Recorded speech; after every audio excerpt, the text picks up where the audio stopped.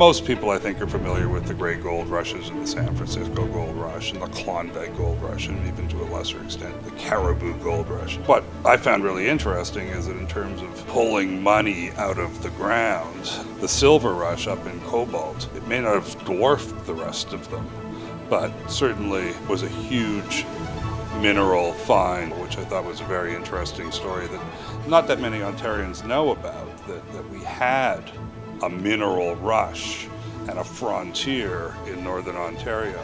The only thing that I knew about cobalt was the glass. I knew nothing about the silver mining. Well, I didn't know that there was sort of a mini silver rush in northern Ontario. It's pretty interesting. We're standing right here beside the Long Lake, which is Cobalt Lake now, which was named by Willett Green Miller, who was the provincial geologist at the time. He renamed the lake Cobalt Lake and also put the signpost just down the tracks here that said Cobalt Station. Silver would have been a better name for cobalt. It's so misleading. But when they came up with the name, they didn't know silver was that plentiful, and they thought it would be better for nickel. And the ore was a combination of silver, nickel, arsenic, and cobalt. And because it was a pinkish tinge to the rock, which they called cobalt bloom, Miller came up with the name Cobalt. In 1903, while the construction crews were putting the rail lines through, there were 3 people who made discoveries in that year, which was the finding of the silver and beginning of the boom. James McKinley and Ernest Darrett made a discovery right at the south end of the lake. Fred LaRose, he made the discovery at the north end of the lake, and just across the lake, on top of that hill, Louis Hébert made the 3rd discovery. The impact of those discoveries was amazing. Within a year, prospectors were here, a town was taking form, and everything was happening right on the railroad. You could hop on the train in Toronto and be in Cobalt overnight, and you were a part of a silver rush that was unheard of in the province, maybe even in the country. I'd say it was the biggest boom ever in Canadian history. They produced more in value than the Klondike Gold Rush. They became the 3rd largest silver mine in the world, all in 13 square miles. The whole world knew about cobalt. In fact, the joke at the time was that Toronto was known as a stopover place where you change trains to get to cobalt. Years after the discovery, things just went crazy in Cobalt. The town just boomed, but it didn't last long. It was a boom, and after 1911, the production of silver went down.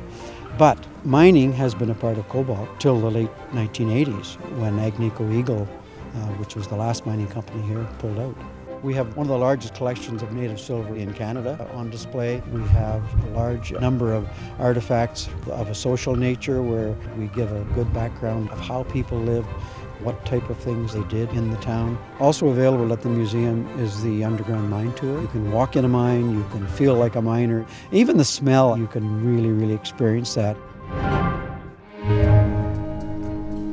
Obviously, one of the difficult things is travel to Cobalt, Ontario was not really a possibility with the show's shooting schedule and production demand. Rockwood filled in for some of the silver discovery sites. And what we did to recreate Haleyberry, which was the stepping off point for the Cobalt Silver Rush, is we used Westfield Pioneer Village. Well, the village is located in the little town of Rockton, which is part of Hamilton, so we're about halfway between the city of Hamilton and the city of Cambridge. All of the buildings have been relocated on site here from all over southern Ontario. So we have about 45 buildings in all, and we represent the time period from the late 1700s all the way up to the early 1900s. We show trades, we have a blacksmith shop, a general store, a one-room schoolhouse, and lots of homes. So the cabinet maker will be in his shop, actually using the old planing tools and the different wood lathes. The blacksmith will be working in his shop.